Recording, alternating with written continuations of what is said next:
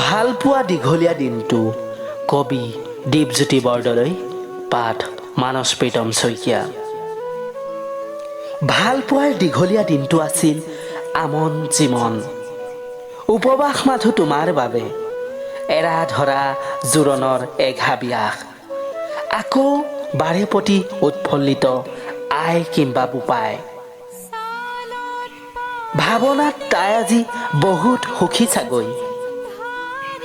শুনিলে কিবা দেহটো কুটু কুটু কৰে, বিচাৰি পালে মনে বিচৰা প্ৰসাধন। জীৱনৰ এক মধুৰ ক্ষণ।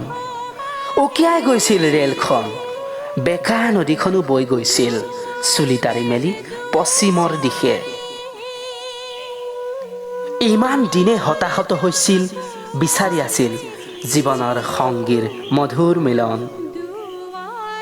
চোৱা নোচোৱা চাৱনি, দেহত কামুৰিছে কেঁচা হালধি আৰু মাহ। স্নান হৈছে কলহৰ পানীৰে, আয়ে দিছে মূৰত সুগন্ধি একাজলি তেল। চকুজুৰি সেকিছে এগছি বন্তিৰে, দীঘলীয়া হৈ পৰিছে ভাৱনা প্ৰদেশত নীলা কুলীয়া হাঁহি।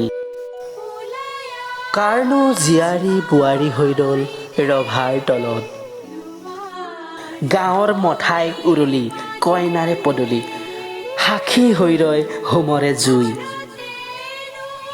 পিতাই মান দিয়ে কাঁহী আৰু ঘটি, ভাইটিয়ে দিয়ে আখৈ তুলি।